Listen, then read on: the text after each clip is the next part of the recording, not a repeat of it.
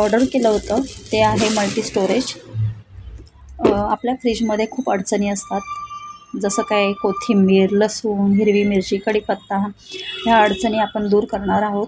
कारण जास्त अडचण फ्रीजमध्येच असते, म्हणून ह्या अडचणी आपण दूर करण्यासाठी मी मागवलं आहे मिशोवरून मल्टी स्टोरेज.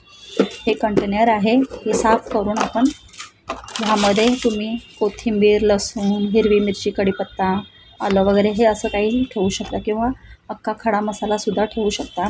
ऑलरेडी माझ्याकडे एक मागवलेलं आहे मिशोवरून. इथे लसूण साफ करून ठेवलं होतं, ते संपलं.